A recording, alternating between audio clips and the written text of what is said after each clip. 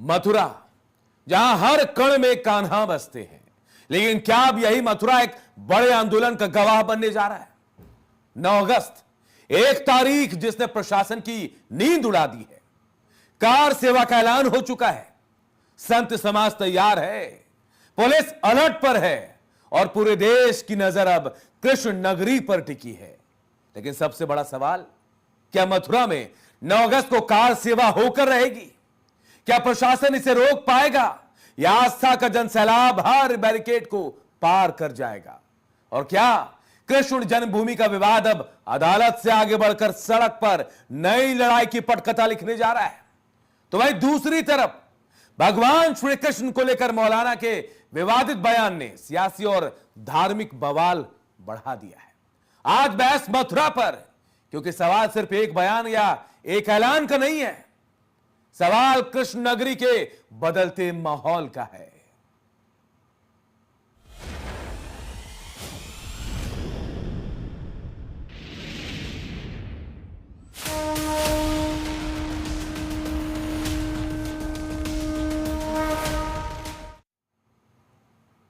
नमस्कार, मैं हूं अनूप। मथुरा सिर्फ एक शहर नहीं, करोड़ों श्रद्धालुओं की आस्था का केंद्र है। लेकिन अब यही मथुरा एक बार फिर देश की सबसे बड़ी बहस के केंद्र में आ गया। कृष्ण जन्मभूमि शाही ईदगाह विवाद के बीच 9 अगस्त को कार सेवा का ऐलान हो चुका है। दावा है कि संत समाज जुटेगा, 13 अखाड़े के साथ होंगे और कार सेवा होकर रहेगी। तो वहीं दूसरी तरफ प्रशासन अलर्ट है, नोटिस जारी हो चुके हैं, पुलिस ने मोर्चा संभाल लिया है। ऐसे में सवाल सिर्फ 9 अगस्त का नहीं है, सवाल मथुरा के भविष्य का है। क्या मथुरा में कार सेवा अब तय है? क्या कृष्ण जन्मभूमि आंदोलन निर्णायक मोड़ पर पहुंच चुका है? क्या मथुरा से एक नए आंदोलन की शुरुआत होने जा रही है?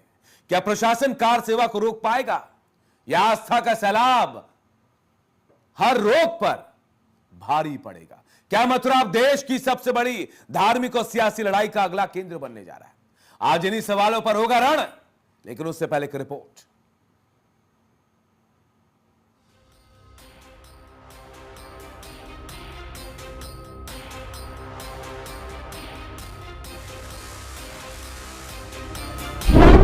श्री कृष्ण पर बयान, मथुरा में बवाल,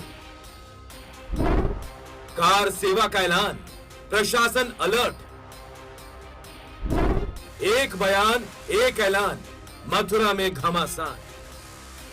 मथुरा, जहां श्री कृष्ण जन्मभूमि शाही ईदगाह विवाद पहले से अदालत और सियासत के बीच है, अब वहीं 2 नए घटनाक्रमों ने माहौल को और गर्मा दिया है। एक तरफ मौलाना जर्जिस अंसारी के भगवान श्री कृष्ण को लेकर दिए गए विवादित बयान पर बवाल मचा, तो दूसरी तरफ 9 अगस्त को कार सेवा के ऐलान ने प्रशासन की चिंता बढ़ा दी। ब्रजभूमि एक बार फिर बहस और बवाल के केंद्र में। एक तरफ मौलाना जर्जिस अंसारी का विवादित बयान, तो दूसरी तरफ श्री कृष्ण जन्मभूमि पर कार सेवा का ऐलान। इन दोनों घटनाओं ने मथुरा का सियासी और धार्मिक पारा चढ़ा दिया है। मौलाना जर्जिस अंसारी का विवादित बयान, श्री कृष्ण पर मौलाना का विवादित बयान। श्री कृष्ण मुसलमान थे, 5 वक्त की नमाज पढ़ते थे श्री कृष्ण। मौलाना जर्जिस अंसारी ने दावा किया कि भगवान श्री कृष्ण मुसलमान थे। इतना ही नहीं, उन्होंने ये भी कहा कि श्री कृष्ण 5 वक्त की नमाज पढ़ते थे और अपने दावे के समर्थन में भगवत गीता के 6ठे अध्याय का हवाला दिया। बयान सामने आते ही सोशल मीडिया पर वीडियो वायरल हो गया और विवाद भड़क उठा। बयान पर हिंदू संगठनों ने कड़ा विरोध जताया। मौलाना के खिलाफ प्रदर्शन हुए, कार्रवाई की मांग उठी और विवादित बयान को लेकर FIR भी दर्ज कर ली गई। कार सेवा का ऐलान, 9 अगस्त को कार सेवा का ऐलान, 13 अखाड़ों के समर्थन का दावा, बड़ी संख्या में संतों के पहुंचने की तैयारी। इस बीच मथुरा में श्री कृष्ण जन्मभूमि शाही ईदगाह विवाद ने नया मोड़ ले लिया। चित्रगुप्त पीठ के जगत गुरु स्वामी सच्चिदानंद महाराज ने 9 अगस्त को कार सेवा का ऐलान कर दिया। दावा किया गया कि मथुरा के संतों और 13 अखाड़ों का उन्हें समर्थन हासिल है और बड़ी संख्या में साधु संत कार सेवा के लिए पहुंचेंगे। इस ऐलान के बाद प्रशासन पूरी तरह अलर्ट मोड में आ गया। कार सेवा की घोषणा के बाद सीओ अनिल कुमार और गोवर्धन थाना पुलिस चित्रगुप्त आश्रम पहुंची। स्वामी सच्चिदानंद महाराज से बातचीत की गई। वही थाना प्रभारी की ओर से कानूनी नोटिस जारी कर साफ कर दिया गया कि अगर किसी भी तरह कानून व्यवस्था प्रभावित हुई तो नियम अनुसार सख्त कार्रवाई होगी। एक ओर विवादित बयान से माहौल गर्म है तो दूसरी ओर कार सेवा के ऐलान ने प्रशासन की चिंता बढ़ा दी। मथुरा में बयान, मथुरा में ऐलान और मथुरा में बढ़ती हलचल। एक तरफ विवादित दावे तो दूसरी तरफ कार सेवा की तैयारी। अब सबसे बड़ा सवाल यही है, क्या मथुरा में आस्था के नाम पर बढ़ती बयानबाजी और कार सेवा का ऐलान माहौल को और संवेदनशील बनाएगा? क्या प्रशासन संभावित तनाव को रोक पाएगा? और क्या श्री कृष्ण जन्मभूमि का विवाद अब अदालत से निकलकर फिर सड़क की राजनीति का बड़ा मुद्दा बनने जा रहा है? नेशन 27 के लिए उन्नति शांडिल्य की रिपोर्ट। तो आज रण में बात होगी कि क्या कार सेवा के जरिए अब समाधान निकालने की कोशिश हो रही है, और साथ ही मौलाना जर्जिस की, जिन्होंने ऐसा बयान दिया कि एक बार फिर वो किसी न किसी के निशाने पर है। लेकिन सबसे पहले नाजिया इलाही हमारे साथ जुड़ रही हैं, सामाजिक कार्यकर्ता है, सोशल एक्टिविस्ट और सुप्रीम कोर्ट की जानी मानी वकील भी। नाजिया, बहुत बहुत स्वागत है आपका। नाजिया, सबसे पहले मैं आपसे जानना चाहूंगा, खुद सुप्रीम कोर्ट की वकील है और यह मामला श्री कृष्ण जन्मभूमि का सुप्रीम कोर्ट में, हाई कोर्ट में विचाराधीन है। ऐसे में कार सेवा क्या कानूनी मामलों का उल्लंघन नहीं लग रहा है? जमीन तैयार करने की कोशिश नहीं लग रही है?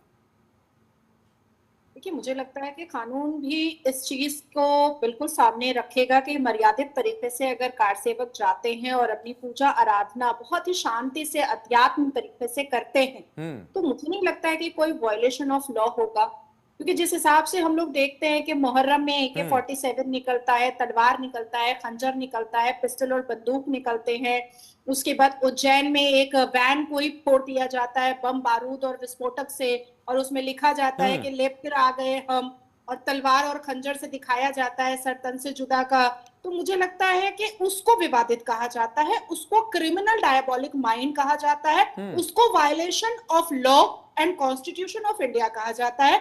अगर कोई अपने अध्यात्म को, अपने देवी देवताओं को पूजने के लिए, अगर कोई पूजा आराधना करने के लिए शांति से कहीं पर भी चला जाए, कहीं पर भी, तो मुझे नहीं लगता है कि वो वायलेशन ऑफ लॉ है या वायलेशन ऑफ कॉन्स्टिट्यूशन है, मुझे नहीं लगता है। और जहां तक मुझे पता चला है या मैंने मथुरा में बात किया है और वृंदावन में बात किया है, तो पूरे तरीके से कानूनी प्रक्रिया कर करके, अनुमति ले करके, नियरेस्ट पुलिस स्टेशन से लेकर के अदालत तक, तभी कार सेवकों की भीड़ लगेगी। और इन सारी प्रक्रियाओं के बाद मुझे लगता है कि मैं भी वहां पर जाऊंगी और मैं भी पूजा आराधना करूंगी।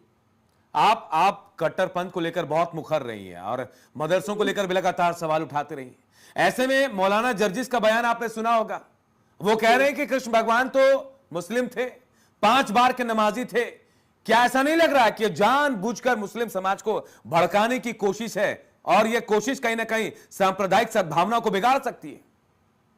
नहीं, मुझे ऐसा लग रहा है कि वो अपनी जहालत दिखा रहे हैं, और मुझे ऐसा लगता है कि ये मौलाना ने सही तरीके से ना ही हदीसों की किताब पढ़ी है, ना ही सही अल बुखारी पढ़ा है, और ना ही कुरान का मुताला उसने सही ढंग से तरीके से किया है। और जिस श्रीमद् भगवत गीता के बारे में वो कह रहा है, जिस अध्याय और श्लोक के बारे में वो कह रहा है, वो अनपढ़ तरीके से बता रहा है। पूरे श्रीमद् भगवत गीता में नमाज का कोई जिक्र ही नहीं है। हालांकि संस्कृत का वर्ड नमो और अज मतलब बो डाउन, नीचे झुक करके किसी को नमस्कार करना, ये पर्शिया, ईरान ने उठाया था, उसी से नमाज बना था, नमस्कार से नमाज आया। तो संस्कृत में नमो आता है और अज आता है, लेकिन नमाज नहीं आता है। यहां तक के पूरे अल कुरान में 5 वक्त नमाज का जिक्र कहीं पर है ही नहीं।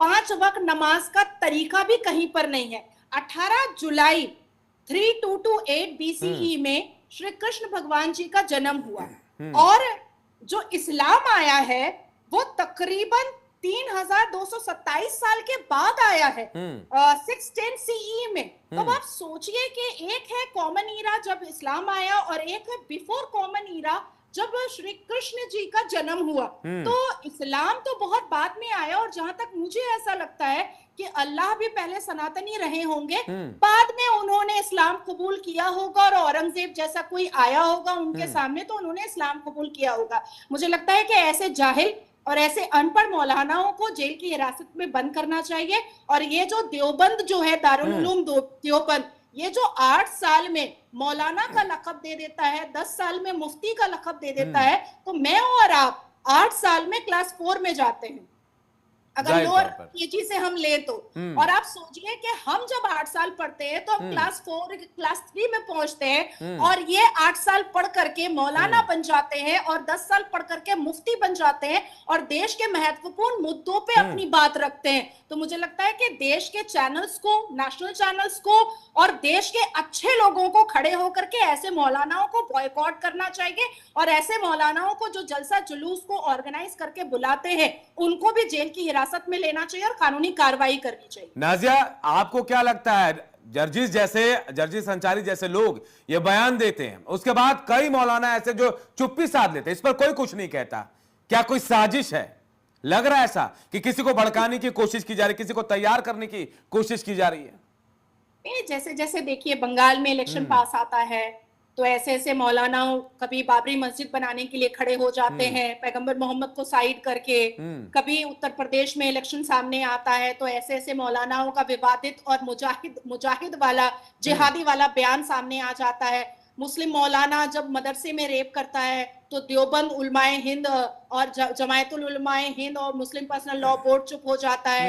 आप सोचिए कि अफजल हम शर्मिंदा तेरे कातिल जिंदा का नारा लगा देता है, याकूब मेमन के जनाजे की नमाज पढ़ लेता है, बुरहान वानी को शहादत का दर्जा देता है, ईरान में आयतुल्लाह अली खमनेई मरता है तो ये लोग चंदा इकट्ठा करके हजारों करोड़ ईरान भेजते हैं। तो बेसिकली ये सिर्फ हवा, पानी, गजा और जमीन, ये लोग सब भारत से फायदा उठा रहे हैं, लेकिन इनकी जो रूह है और इनका जो दिमाग है, इनका दिल है, वो कहीं ना कहीं पाकिस्तान, ईरान, कतर जैसे मुल्कों में ही टिका हुआ है। और वाकई में जैसे जैसे यूपी, उत्तर प्रदेश का विधानसभा इलेक्शन पास आ रहा है, ये जितने चवन्नी अठन्नी मौलाना हैं ये सब बाहर निकल रहे हैं। और मैं आपको पूरे यकीन से कह रही हूं कि इन मौलानाओं को पैसे दे करके, जानबूझ करके ऐसी विवादित बयानात दिलवाए जा रहे हैं ताकि जो जाहिल लोग हैं, जो युवा मुसलमान, जो लड़के होते हैं जो लव जिहाद करते हैं, चरस कोकीन गांजा का कारोबार करते हैं, जो जाकर के पत्थर मारते हैं आर्कियोलॉजिकल सर्वे ऑफिसर पर, इन लोगों को भड़काने के लिए, इन लोगों को रोड पर उतारने के लिए ये सब मौलाना विदेशी फंडिंग से या टेररिस्ट ऑर्गेनाइजेशन की फंडिंग से देश के लॉ एंड ऑर्डर को खराब करने की कोशिश में है। देश के संवैधानिक शांति प्रिय समाज को ये लोग उठाने और बरगलाने की साजिश में लगे हुए हैं। नाजिया, क्या यह पूरी तरह स्पॉन्सर्ड है आपको लगता है? क्योंकि बड़े बड़े लोग तो चुप हो जाते हैं, बड़े बड़े सवाल खड़े करते हैं, बड़े बड़े स्कॉलर, लेकिन इस मामले में तो बिल्कुल शांति, खामोशी चाहिए। कुमार जी, पूरी की पूरी फंडिंग या तो ईरान से हो रही है या तो पाकिस्तान के टेररिस्ट ऑर्गेनाइजेशन से हो रही है। क्या इस बात को देवबंद, दारुल उलूम इनकार कर सकता है कि उनकी जो आइडियोलॉजी है वो अहमद शाह अब्दाली वाली है, उनकी जो आइडियोलॉजी है वो अबू हुरैरा की है, गजवाए हिंद वाली? क्या दारुल उलूम देवबंद ये इनकार कर सकता है कि बांग्लादेश के जमाते इस्लामी की आइडियोलॉजी उनकी है? तो ये कैसे इनकार किया जा सकता है?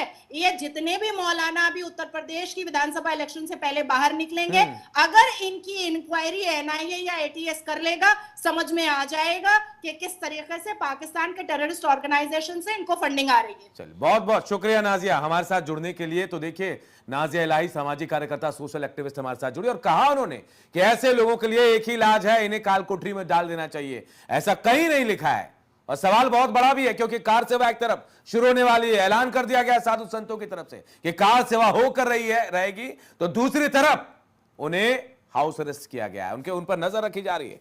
लेकिन ऐसे बीच में बयान सामने आ रहे हैं, मौलाना जर्जिस जैसे लोगों का बयान जो कहीं ना कहीं भगवान श्री कृष्ण को लेकर आस्था पर चोट पहुंचाने की कोशिश करें। इसी पर हम चर्चा करेंगे। बड़ा पैनल मेरे साथ जुड़ गया है, परिचय करा देता हूं। अनंत अमित सिंह, प्रवक्ता बीजेपी के मेरे साथ हैं। डॉक्टर पूजा मिश्रा, प्रवक्ता सपा के मेरे साथ है। विष्णुदास महाराज, हिंदू धर्मगुरु, मेरे साथ हैं। एडवोकेट शोएब सिद्दीकी, मुस्लिम स्कॉलर है मेरे साथ, डॉक्टर मतीन खान, अध्यक्ष हैं यूपी मुस्लिम लीग के। आप सब मेरे साथ है, लेकिन सबसे पहले सवाल अनंत आपसे ही करूंगा मैं।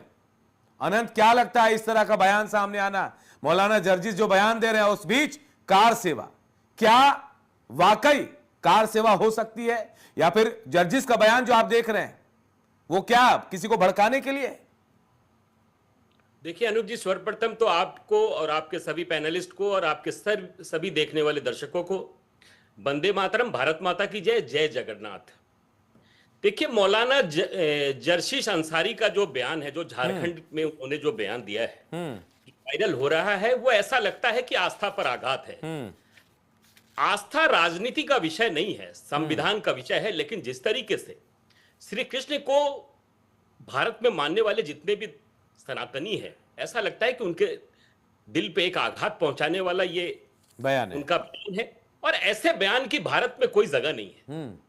और जिस मुस्लिम ने ये मौलाना ने बयान दिया है, मैं उनसे पूछना चाहता हूं, मैं दावे के साथ कह सकता हूं अनूप जी, वो मौलाना से पूछ लीजिएगा, उसका खतियान निकालिएगा, तो वो मौलाना भी सनातनी ही होगा, वो हिंदू ही होगा।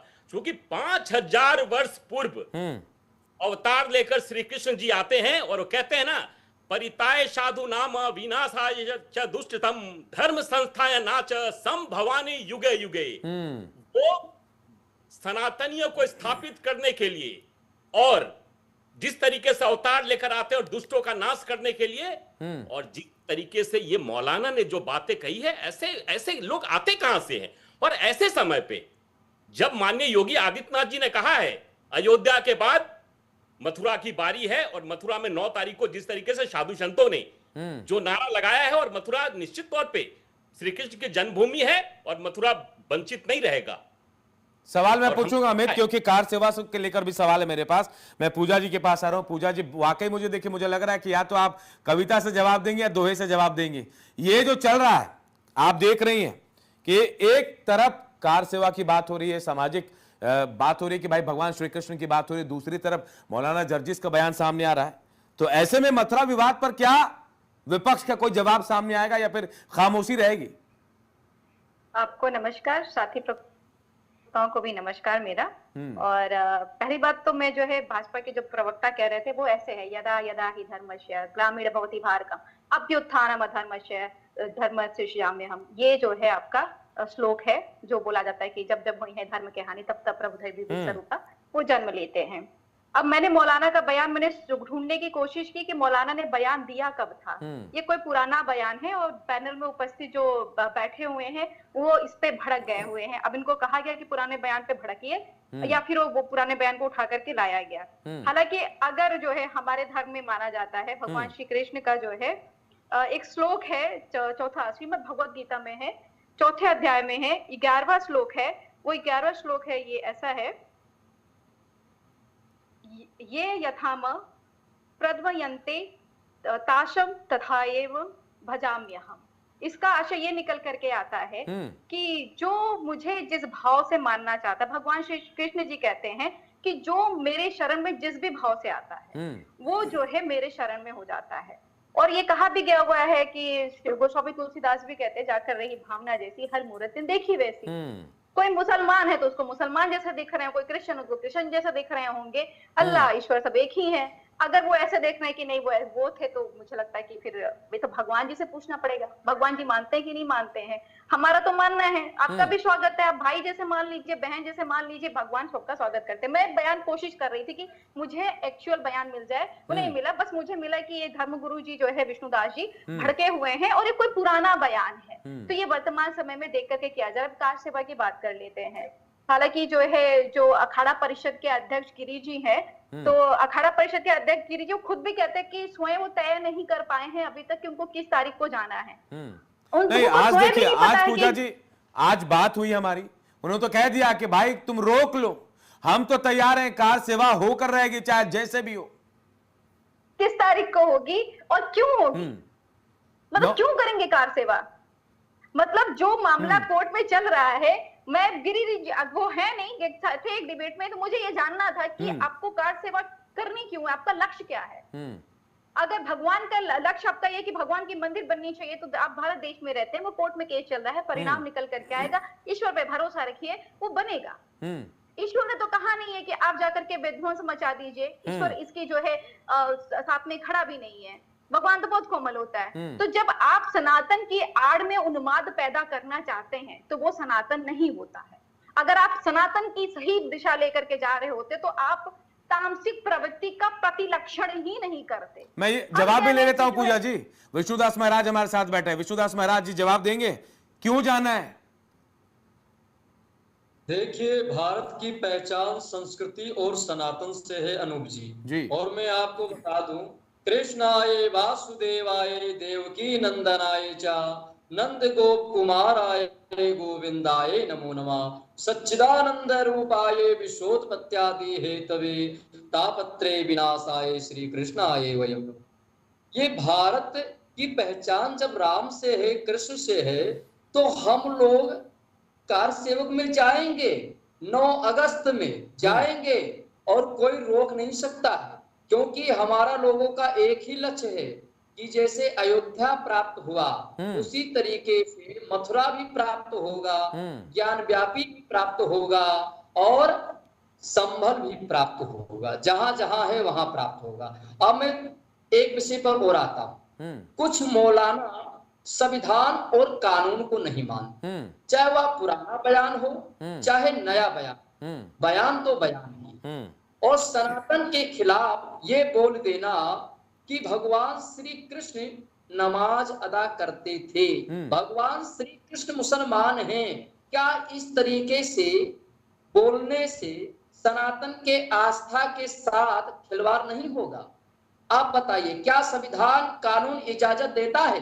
तो हमारे जैसे संत एक हाथ में माला रखते हैं, दूसरे हाथ में भाला रखते हैं, और राम का अपमान और कृष्ण का अपमान हम सहन नहीं कर सकते।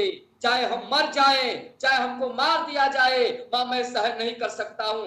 मैं आज मौलाना जी बैठे हुए हैं, मैं मौलाना जी से कहता हूं, क्या फतवा जारी नहीं होगा? क्या ऐसे मौलाना पर देशद्रोह का मुकदमा नहीं होगा? पूजा जी बहुत बोलती थी, पूजा जी कहती है मैं समाजवाद से हूं, मैं सनातनी हूं, मैं राम भक्त हूं, मैं कृष्ण भक्त हूं। क्या पूजा जी ने उस मौलाना का बयान सुना, चाहे पुराना हो चाहे नया हो, जैसा इनके चोट नहीं लगा? उस मौलाना का विरोध इन्होंने क्यों नहीं किया? क्यों? अगर कोई पंडित बोलता, कोई धर्म गुरु बोलता तो उसको ढोंगी कहते समाजवादी के लोग, उसको पाखंडी कहते। और पाखंडी और ढोंगी का परिभाषा भी नहीं जानते हैं कि ढोंगी और पाखंडी किसको कहते हैं, जो वास्तव में है ही नहीं। तो अगर आपको ऐसा लग रहा है तो पूजा जी क्यों नहीं बोल रही? क्यों लग रहा है आपको ऐसा कि पूजा जी नहीं बोलेंगी? नहीं, पूजा जी समाजवादी में है ना।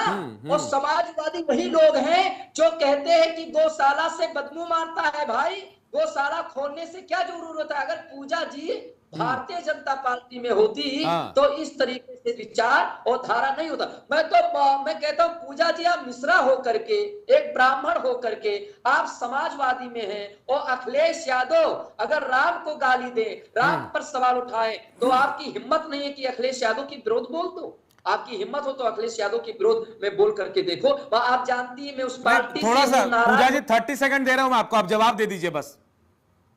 जो है टेस्ट ट्यूब बेबी किसने कहा हुआ था, जिसको डिप्टी सीएम बनाया गया? नरेश अग्रवाल। मैं उनके शब्द को रिपीट नहीं कर सकती, उन्होंने सनातन पे जो कटाक्ष किया हुआ था। संजय निषाद ने कहा कि खीर देव जो खीर खाने से क्या बच्चा पैदा होता है। मैंने आपको इंटरव्यू नहीं किया, आपने जो है पार्टी की बात की। मैं बार बार कहती हूँ कि जो हमारे धर्म गुरु हैं, मैं फिर आपको चौपाई बोलूंगी, बुरा लग जाएगा आपको।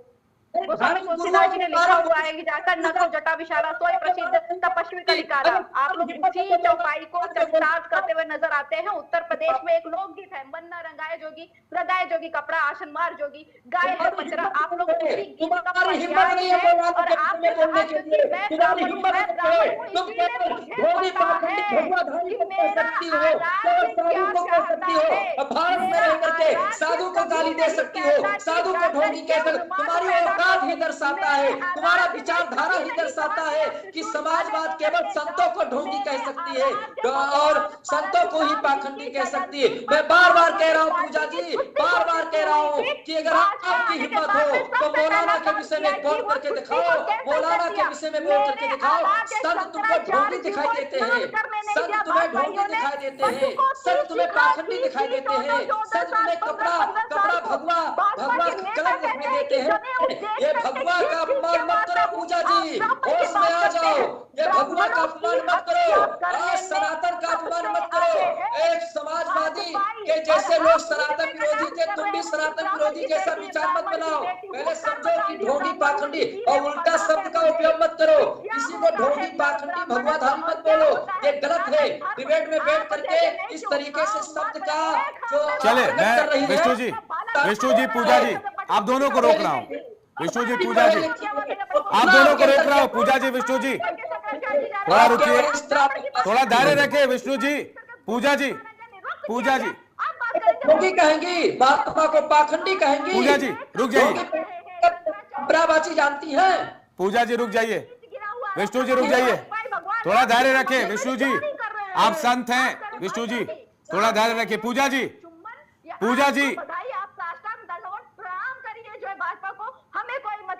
चलिए पूजा जी थोड़ा सा रुक जाइए, पूजा जी। और भी गेस्ट है हमारे पास, उनके पास भी जाना है। मैं डॉक्टर मतीन खान आपके पास रहा हूं, आप अध्यक्ष हैं यूपी मुस्लिम लीग के। मतीन जी आप पहले बताएं, जो मौलाना जर्जिस का बयान है कैसे देख रहे हैं आप उसे? देखिए, ये देश संविधान से चलेगा ना कि आस्था से चलेगा। और जो भी गलत काम, चाहे ये विष्णुदास जी कहें या जर्जिस कहें, उसको संविधान के पैमाने पर ला करके जो गलत है उसके खिलाफ कानूनी कार्रवाई होना चाहिए और जो सही है उसके एतबार से देश को चलना चाहिए। इस तरह से बहमत नहीं फैलाना चाहिए। आपने जिस तरह से डिबेट के शुरू में शाजिया को जिस तरह से बुला करके वो अपमानित जुमलों का इस्तेमाल करती गई है, तो जेल में होना चाहिए। आप नाजिया से इतना डर क्यों लगता है मतीन साहब? नहीं, आपको सामने लाना चाहिए। उसको क्यों आपने छुपा कर दिया? उसको वो आकर के इसीलिए मतीन साहब मैं सामने लेकर नहीं आया, सामने। ये विष्णुदास साहिब नहीं खाने जा रहे हैं, विष्णुदास साहिब हमने इनको तो कोई बात कही नहीं। ये काहे के लिए नहीं जा रहे हैं? हर मामले में पूजा जी बोलेंगी तो ये बोलेंगे, हम बोलेंगे तब ये बोलेंगे। मैं कह रहा हूँ विष्णु जी थोड़ा सा सुन लीजिए, विष्णुदास जी अगर थोड़ा सुन लीजिए, मतीन जी को सुनकर उसके बाद जवाब दीजिएगा। मतीन जी बोलिए।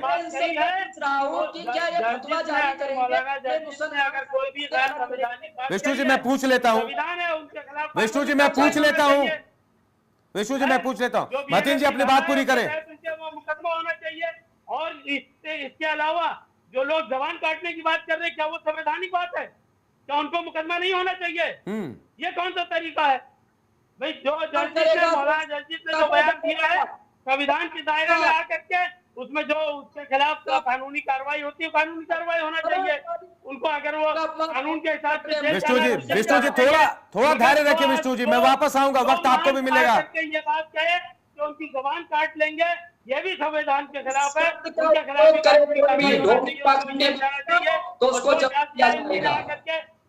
यहाँ पर की है, जलानी की है, जो चीजें उसने कही है सब कंडमनेबल है। उसको जो जेल जाना चाहिए, ना कि उसको स्टूडियो में बैठा होना चाहिए। चलिए मतीन जी मुझे इतना बता दिए, आपने तो बता दिया कि जो सही है जो गलत है ये कह के बीच की बात कह दी, लेकिन क्या मौलाना जर्जिस ने सही बयान दिया या गलत दिया? बस इतना हाँ या ना बता दीजिए। क्या वो जो महंत ने कहा है कि जबान काट लेना चाहिए, सही बयान है? वो महंत ने जो जिसने कहा है कि जबान काट लेना चाहिए, हाँ, तो वो सही है? किसने बयान दिया है? तो हमने क्रिटिसाइज भी किया था, कहा था हमने। क्या मौलाना के कुरान में लिखा था? क्या शहीद कहाँ पे लिखा हुआ था? इस्लाम पे कहीं पर भी नहीं लिखा है। इस्लाम तो कहता है कि अल्लाह को मानते, खुदा को मानते हो तो किसी को ये ना साबित करो कि कौन मुसलमान है कौन हिंदू है। मैं मौलाना की बात करने नहीं बैठा हूँ, मैं कह रहा हूँ संविधान के दायरे में अगर वो संवैधानिक तरीके से बात की दिया तो सभी उनके खिलाफ कानूनी कार्रवाई होना चाहिए। आप भी हिंदू हैं, आप भी हिंदू हैं, आप अपने आप को मुसलमान कहिए, मगर मतीन खान जी मैं आपको मुसलमान नहीं मानता, मैं आपको मौलाना नहीं मानता, मैं आपको हिंदू मानता हूँ, मैं हिंदू मानता हूँ, मैं सनातनी मानता हूँ, मैं हिंदू मानता हूँ, मैं सनातनी मानता हूँ, आपको मौलाना नहीं मानता, आपको मुसलमान नहीं मानता। चले मतीन जी, विष्णु जी, आप दोनों को रोक रहा हूं, मैं आप दोनों को रोक रहा हूं। मुझे ऐसा लग रहा है कि सिर्फ आप दोनों एक दूसरे पर आरोप लगा रहे हैं। मैं एडवोकेट शोएब सिद्दीकी आपके पास आ रहा हूं। शोएब जी, यह बड़ा फैक्ट है कि इस्लाम का इतिहास लगभग 1400 साल पुराना है और भगवान श्री कृष्ण का कालखंड 5000 साल पहले। फिर यह कनेक्शन कहां से जोड़ दिया जर्जिस अंसारी ने? क्या लग रहा है आपको कि क्या कुछ लोगों को भड़काने की कोशिश? देखिए अनूप भाई, बहुत देर कर दी, मेहरबान आते आते कौन जिंदा रहता है शहरों नहीं, में। मौका तो ढूंढ रहा था मैं, लेकिन कोई रुकने को तैयार नहीं था। शोएब भाई देखिए बिल्कुल एक सीधी सी बात थी। एक चीज अनूप भाई समझ ले आप कि हमारे वहाँ नमाज का जो मामला है जी, नमाज हमारे वहाँ किसी कीमत पर भी माफ नहीं है। अगर इंसान बेड पे भी लेटा है, सांस चल रही, तो उस पर नमाज फर्ज है 5 वक्त की। तहज्जुद की भी एक नमाज होती है और आलिम साहब नहीं बता पाए, बहरहाल बात की बात। देखिए यहाँ तक अभी हमारे मौलाना साहब ने बात कही कि कृष्ण जी मुसलमान थे, 5 वक्त की नमाज पढ़ते थे, तो ये उनका अपना बयान हो सकता है। मैं समझता हूँ इस तरह के बयान से बचना चाहिए। कोई भी बयान दे तो गलत है, इस तरह का बयान है। देखिए होता क्या है कि मौलाना जो हमारे वहाँ जो होते हैं, दाढ़ी शोएब सिद्दीकी का दाढ़ी रख लेंगे तो मैं मौलाना नहीं हो जाऊंगा। हमारे फतवा देने की डिग्री अलग होती है, मौलाना अलग होते हैं, कारी अलग होते हैं, हाफिज कुरान अलग होते हैं जो तरावी सुनाते हैं। तो मैं उनके इस बयान से मजम्मत करता हूँ कि मेरे नबी ने फरमाया है कि जिस मुल्क में रहो उसकी वफादारी करो और उस मुल्क के कानून को फॉलो करो, आधा ईमान होता है। और किसी की मजहब को बुरा ना कहो, अगर वरना वो आपके मजहब को बुरा कह देगा तो आप गुनहगार हो जाएंगे। तो मैं समझता हूँ जिस तरह इन्होंने इस तरह के बयान दिए हैं मैं उसकी मजम्मत करता हूँ, क्योंकि कृष्ण जी का मर्तबा जो था वो आपके मजहब के हिसाब से बहुत बड़ा मजहब है। हमारे सब महानतों सबकी देखिए जवाबी कार्य ना करिए, विश्वदास जी थोड़ा सा धैर्य रखिए, बारी बारी से सबके पास आएंगे। जवाब करना करिए, जवाबी करते हैं। सुनिए, मैंने आधा घंटा सुना है तो सुन लिए। नहीं जवाबी कॉल करने बैठता नहीं हो। देखिए अनुभव बता दे, हमारे फ्लास पर कुछ लोग कह गए हैं कि समझदार वही होता है जो सबकी सुनने के बाद अपनी कहे।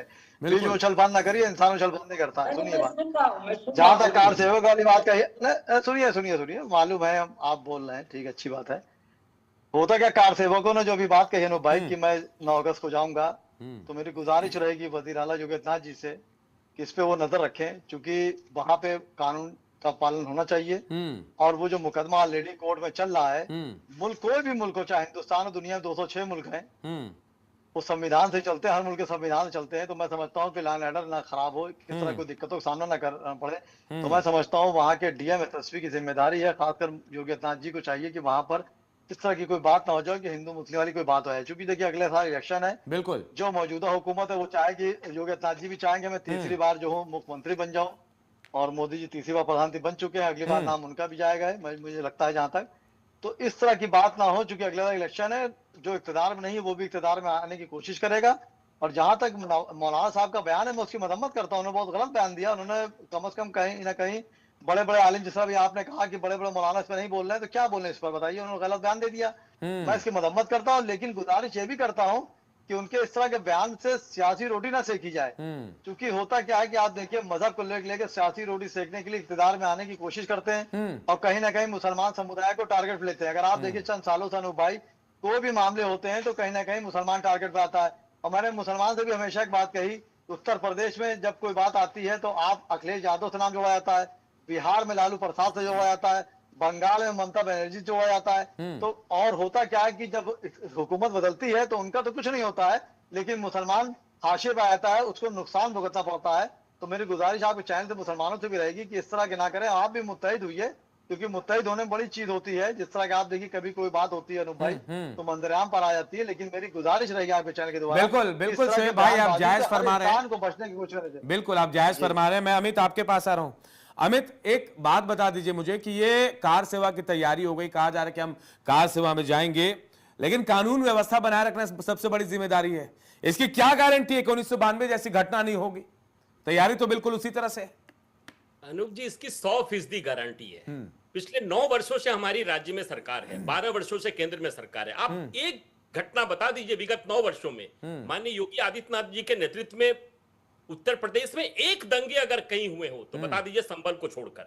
संभल के बाद भी जो ऑपरेशन उन्होंने किया, उस प्रदेश में जिस तरीके से कानून व्यवस्था, पहली जिम्मेदारी हमारी वहां के लोगों की, एक एक लोगों की सुरक्षा, चाहे वो किसी भी धर्म का हो, ये हमारी सरकार की जिम्मेदारी है, इससे हम पीछे नहीं हट सकते। लेकिन साथ ही साथ जिस तरीके से कार सेवा की बात धार्मिक गुरुओं ने किया है, तो निश्चित तौर पर लोकतंत्र है, अपने तरीके से सब कुछ करने का। अयोध्या को लेकर ही तो कार सेवकों ने जिस तरीके से किया, आज न्यायालय को क्यों विवश होना पड़ा? न्यायालय को विवश होना पड़ा। न्यायालय के पास जब दिए गए सारे कागजात दिए गए, लोगों का प्रदर्शन रहा, लोग सड़क पे कितने सालों तक लड़ते रहे, उसके बाद हुआ। तो निश्चित तौर पे अब मथुरा की बारी है और माननीय योगी आदित्यनाथ जी के नेतृत्व में आप वकील साहब चिंता मत करिए, कोई उत्तर प्रदेश में कोई दंगा और कोई फसाद होने वाला नहीं है। उसके लिए निश्चिंत रहिए, उसके लिए विपक्षी दलों को समझाइए, विपक्षी दल के लोगों को सचेत होने की जरूरत है। ये योगी आदित्यनाथ जी के नेतृत्व में बढ़ता हुआ उत्तर प्रदेश है, उसकी चिंता करने की जरूरत नहीं है। लेकिन अनंत भाई, विपक्षी क्यों सचेत रहेंगे? सचेत तो सरकार को होना चाहिए, प्रशासन को होना चाहिए, क्योंकि अनूप ये बताइए, ये मौलाना इटावा का रहने वाला है, अंसारी है, ये इटावा का आदमी झारखंड में जाकर एक बयान देता है और ऐसे समय में देता है जब 6 महीने बाद उत्तर प्रदेश में चुनाव है और वो इटावा का आदमी है। तो ये तुष्टीकरण की राजनीति करने वालों को ये समझने की जरूरत है। नहीं, आप आरोप विपक्ष पर लगा रहे हैं कि वो तुष्टीकरण की राजनीति करते हैं। पूजा जी बिल्कुल। अच्छा ये बताइए अनूप जी, हमारी एक बहन ने जो कि पब्लिक डोमेन में जो बातें थी, उस बात को एक चैनल पे उन्होंने कहा, उसके बाद इसी देश में सर तन से जुदा करने का नारा लगा, कई सर काटी गए। किसने किया? वो सनातनी तो नहीं हो सकते, सनातनी ऐसा काम नहीं कर सकता है। लेकिन यदि आज अगर उस मौलाना के खिलाफ अगर कोई सनातनी कुछ कर दे, नहीं, लेकिन अनंत, मुझे ऐसा लगता है कि आपकी सरकार या फिर मौजूदा सरकार हर बात पर बुलडोजर भी चला देती है, एक्शन ले लेती है, तो इस मौलाना के खिलाफ एक्शन में देरी क्यों हो रही है, बता दीजिए मुझे। हम तो मौलाना को चेतावनी देते हैं, अगर तुम में अगर हिम्मत है तो उत्तर प्रदेश के किसी जिला में इस तरह का बयान देकर दिखाओ, तुम्हारी 7 पुश्तें भूल जाएंगी इस तरह का बयान देना। उत्तर प्रदेश की धरती पर आकर बयान दे दो ना। लेकिन रहने वाले तो उत्तर प्रदेश के अमित, वो का दवाई होगा ना। अभी किसी ने मेरे कोई संत मिले थे, संत ने कहा कि हमने बयान दे रहा था और जो पूरी की पूरी भाजपा अलग अलग जगहों पे मंचों पे जाकर के बयान दे रही थी, मौलाना के पास नहीं जा रहे थे। ये लोग सेट कर रखे हुए हैं अपने जो है मौलाना से, कोई बरेलवी जैसे, कोई यहाँ पर भी, कि जब इनको लगता है कि तू उठा करके बयान दिलवा देना है। बहराइच में जब अभी इन्होंने कहा कि कहीं पर भी दंगा नहीं हुआ, अब मुझे बीएनएस की धारा 163 पता चल गई है। क्यों? मुझे धारा 144 लोगों को पता थी, लेकिन अब उत्तर प्रदेश के लोगों को बीएनएस की धारा 163 रट गई हुई है, क्योंकि बीएनएस की धारा 163 लागू हो रखी, बार बार नोटिफिकेशन जारी हुआ। इलाहाबाद में भी पिछले महीने लागू हुई थी पूरे के पूरे 15 दिनों के लिए। मतलब ये कहते हैं कि जो है दंगा जो है आपको तो ये बयान देना चाहिए था, आपके नेता अवतार बन के अपने को प्रदर्शित कर रहे हैं। अभी कुछ दिन पहले उनके जन्मदिन पर उनको कृष्ण का अवतार बना रहे थे आपके कार्यकर्ता लोग। अरे इतना तो शर्म करिए, भगवान कृष्ण के विषय में मौलाना ने कहा, उसकी तो खिलाफत करिए। आप कहिए कि ऐसे बयान इस देश में नहीं बोले जाने चाहिए। आप उस मौलाना के खिलाफ तो बोलिए। आप मानती है कि उस मौलाना ने ठीक बोला? अरे आपके युवराज कृष्ण के अवतार बन के घूम रहे हैं, उसी भगवान कृष्ण को एक मौलाना कह रहा है उस तरीके से, पर आपका कोई बयान नहीं आ रहा, आपके पार्टी का कोई बयान नहीं आ रहा है। आपकी पार्टी सिर्फ तुष्टीकरण की राजनीति करना चाहती है क्या? आपके पार्टी के नेता लोकसभा के मंदिर में जिस तरीके का बयान देते हैं, उसके बाद बावजूद उत्तर प्रदेश की जनता आपसे क्या अपेक्षा कर सकती है? अमित, पूजा, आप दोनों को थोड़ा सा रोक रहा हूं। पूजा जी, मुझे एक सवाल का जवाब दे दीजिए। पूजा जी, पूजा जी, सुप्रीम कोर्ट ने मेंशन किया, that was Pooja ji, democracy, ऐसा दोबारा नहीं होना चाहिए। पूजा जी, मुझे बस ये बता दीजिए, मौलाना जर्जिस का बयान कैसा मानती हैं आप, इतना बता दीजिए मुझे। बिल्कुल अनूप जी, मैंने जो है आपको जो इससे पहले दिया था वक्तव्य कि हमारा सनातन, हमारे ईश्वर को नहीं मानते। आपको जो आप किस भाई मानना भाई मानिए, बहन मानना बहन मानिए, आप उनको जो है क्रिश्चियन मानते हो क्रिश्चियन मानिए, आपकी जैसी इच्छा, जैसे आप उनके शरण में जाना चाहते हैं जाइए, उनको कोई परेशानी नहीं है। हाँ, कई लोगों को हो सकता है कि जो है ये जो हमारा भारत देश है, हम संवैधानिक बात कर लेते हैं, वो हो गई हमारे सनातन की बात। अब हम बात करते हैं भारत देश के संविधानिक की, जो भारत देश का संविधान कहता है कि मुझे बस जर्जिस के बारे में बता दीजिए पूजा जी, तो इसके अनुसार अगर आप टिप्पणी ऐसी कोई करते हैं जो किसी के, चाहे वो कोई भी हो, चाहे मैंने बोला ना कि डिप्टी सीएम ने कहा था माता सीता टेस्ट ट्यूब बेबी है, कोई भी साइंटिफिक लॉजिक आप दे दीजिए, लेकिन अगर उससे जो है अगर किसी की आस्था आहत होती है तो वो गलत है। वो कोई भी बयान दे रहा हो, मतलब आप इसको गलत मानती हैं, बस आप इसको गलत मान रहे हैं, तो मुझे ये भी बता दीजिए, अखिलेश यादव कहते हैं कि हम तो भाई कृष्ण के वंशज हैं, और कृष्ण भगवान पर इस तरह कहा जा रहा है कि आप 5 बार नमाज पढ़ते थे कृष्ण भगवान, तो इस पर कोई ना कोई बयान तो सामने आना चाहिए था। आपके वंशज पर सवाल उठाया जा रहा है। अनुप जी, मुझसे प्रश्न है। जी जी, मैं अखिलेश जी के लिए कह रहा हूं कि अखिलेश जी कहते हैं मैं कृष्ण का वंशज हूं, जाहिर है यादव है, ऐसा कह सकते हैं। अनुप जी, मैं सच बताऊं, मुझे भी ये मामला जब आपका डिबेट आया तभी पता चला है, और मैं सच बता रही हूँ कि मैंने उसको बहुत कोशिश की कि मुझे ओरिजिनल बयान मिल जाए कि कब उसने दिया हुआ था। अगर आपके पास हो, आपके चैनल से रिक्वेस्ट होगी कि मुझे ओरिजिनल तारीख डेट मिले। मैं विदाउट रिसर्च डिबेट करना पसंद नहीं करती हूँ, मैंने कोशिश की, और मैं इसीलिए बोल रही हूँ कि जो ये बैठे हुए हैं विष्णुदास जी, मुझे इसीलिए पता है कि ये भड़के हुए हैं, तब मैंने कोशिश की, तो जो न्यूज ने उसको नहीं, तो विष्णुदास जी तो आपको पता है, बाला भी उठा लेते हैं, आपको पता ही है। तो मौलाना के बयान से आपको अच्छा लग रहा है पूजा जी?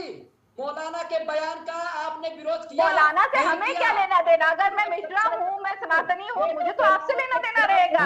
आप क्या बोल रहे हैं? आप कौन सा युद्ध कर रहे हैं? आप चोरी कर रहे हैं कि डकैती कर रहे हैं कि नहीं? मौलाना नमाज पढ़े ना पढ़े मेरी बना से उसकी मर्जी है, लेकिन अगर आप धर्म गुरु बने हुए हैं तो आप धर्म का पालन कर रहे हैं कि नहीं कर रही है, मुझे बिल्कुल मैटर करेगा। मुझे जानने की इच्छा होगी कि आपने गुरु शिक्षा कर ली थी, आपने संन्यास कर लिया हुआ था, आपके गुरु कौन है, आप कौन से घराने से आते हैं, आप कालकुब्जी ब्राह्मण हैं कि मगर मौलाना के खिलाफ नहीं बोलेंगे, मौलाना के विरोध में नहीं बोलेंगे, क्योंकि मौलाना का बयान इनको अच्छा लग रहा है।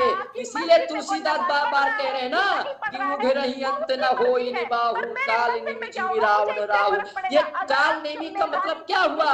कभी चंदन लगा करके मंदिर में जाता है, कभी टोपी पहन के इफ्तार पार्टी में जाता है, कभी उसमें जाता है, मस्जिदों में जाता है, कभी मदरसों में जाता है, इफ्तार पार्टी में जाता है। यही तो काल नेमी चेहरा है। मौलाना ने पूजा जी, विष्णुदास जी, आप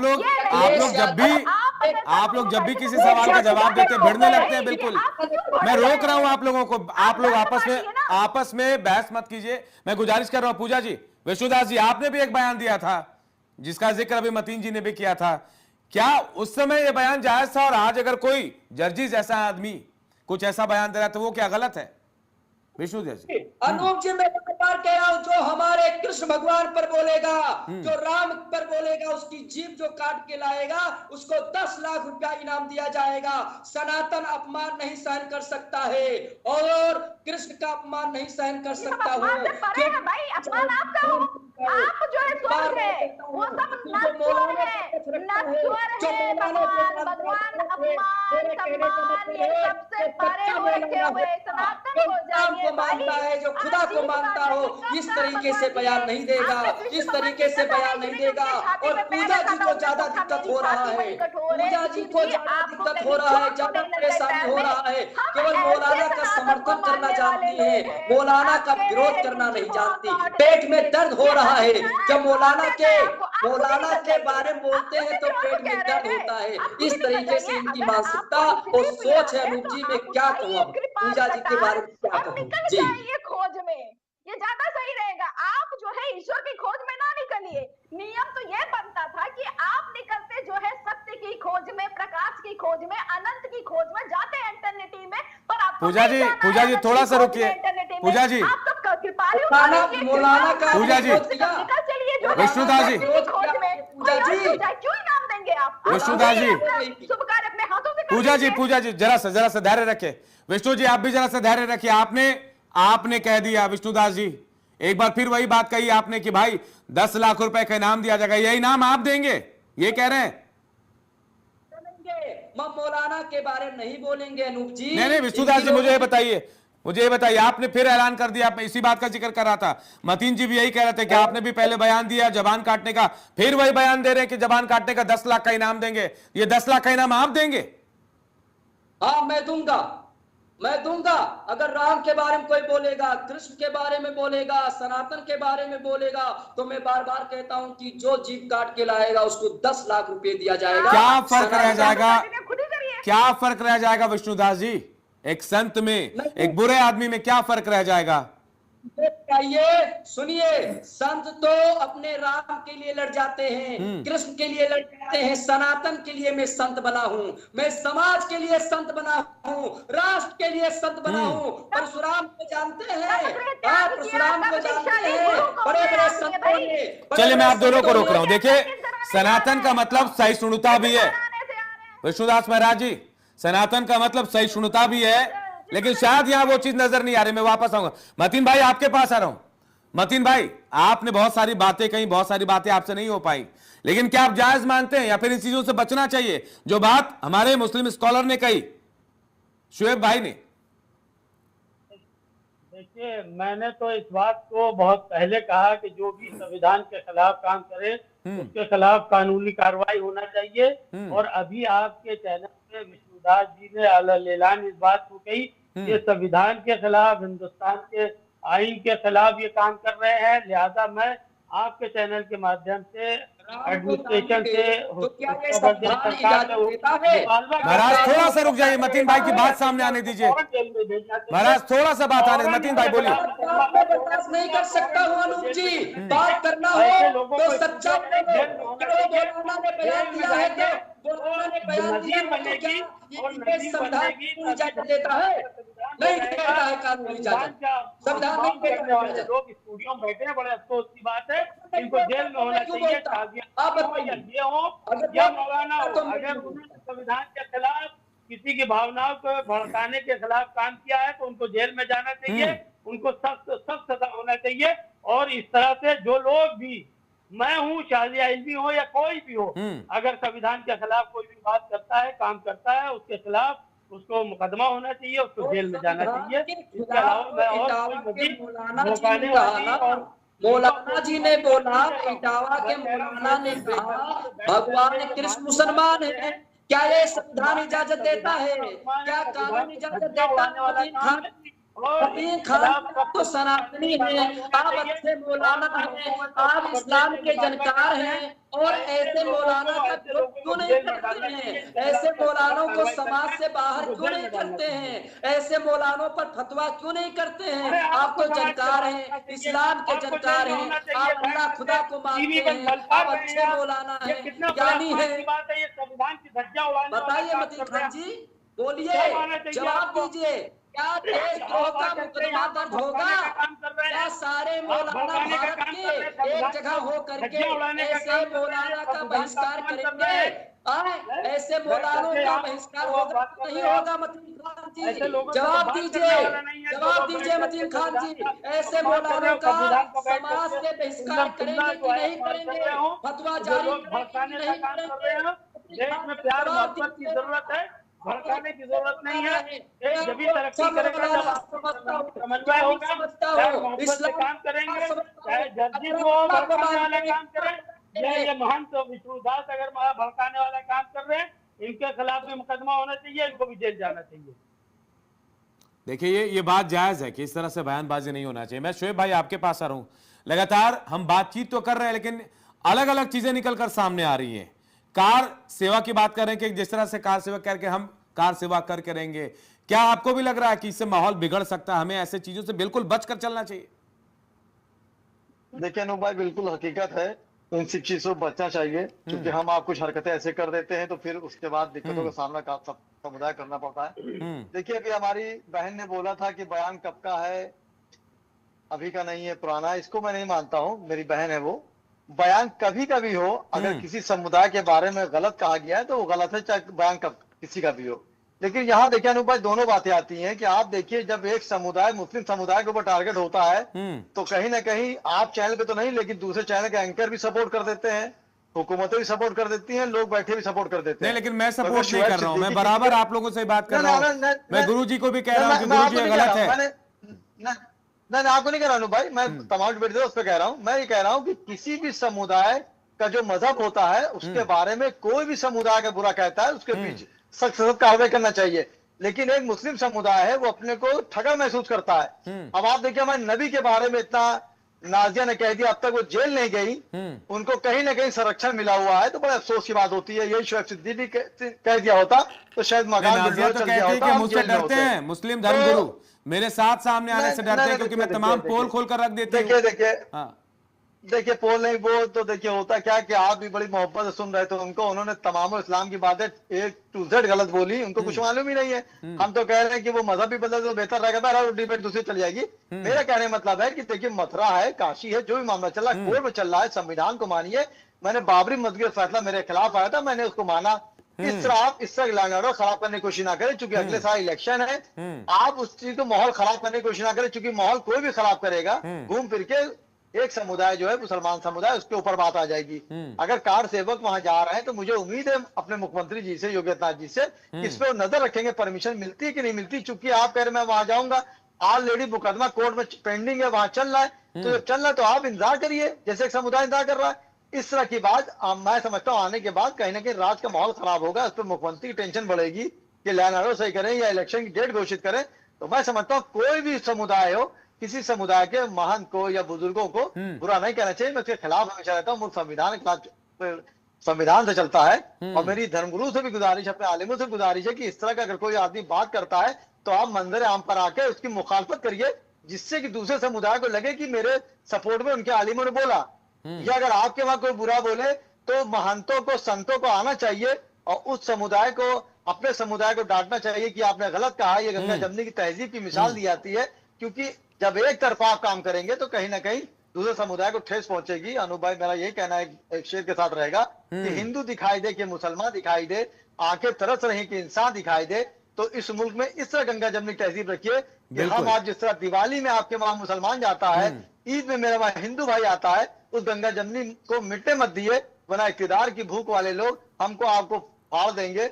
और जब भी होता है कि बस मुट्ठी लाख की खुल गई तो खाक की, जब आप एक रहेंगे तो मुल्क आगे बढ़ेगा, और जब आप बिखर जाएंगे तो कहीं ना कहीं बिल्कुल सही कह रहे हैं शोएब भाई, बिल्कुल सही कह रहे हैं। अमित, मैं आपके पास आ रहा हूं। अमित, थोड़ा डर है लोगों में इस बात को लेकर कि अगर कार सेवा शुरू होती है तो जो 1992 में हुआ था, जिस तरह से चीजें हुई थी, वो डर लोगों में समा रहा है।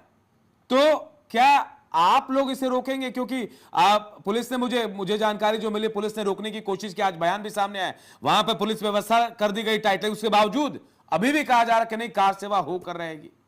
क्या कोर्ट में जो मामला चल रहा है उसे लेकर अगर ये चीजें होंगी तो जायज है, गलत है, सही है, क्या लग रहा है?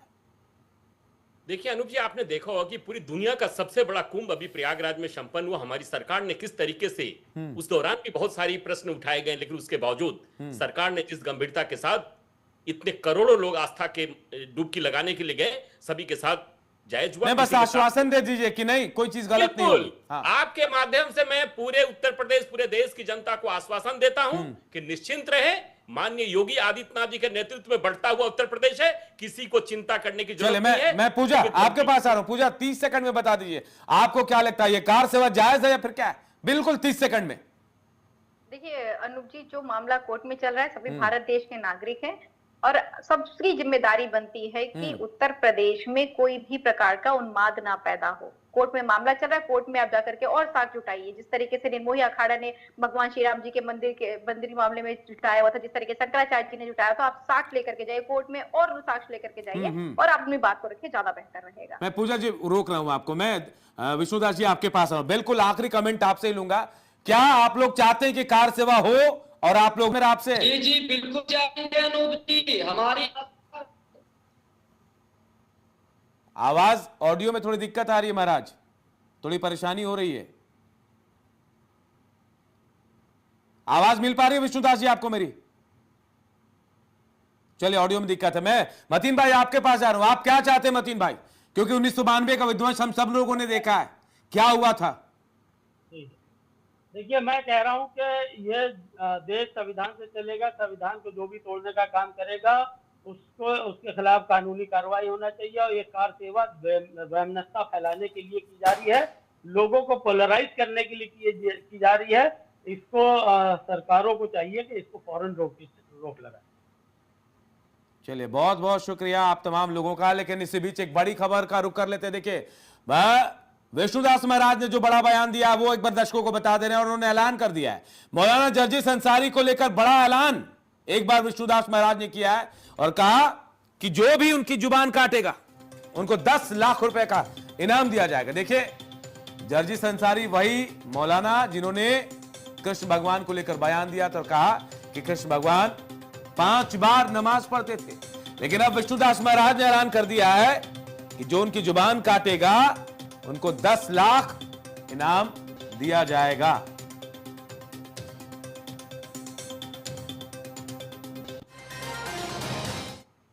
तो सवाल एक बार फिर वही है कि कार सेवा और जर्जिस अंसारी जैसे लोगों का बयान क्या हिंदू की धार्मिक भावनाओं को भड़काने का काम कर रहे हैं, या फिर कार सेवा के जरिए कहीं ना कहीं कोर्ट के फैसले को चुनौती देने की कोशिश की जा रही है। इंतजार रहेगा कि आखिर इस पर क्या एक्शन सरकार लेती है।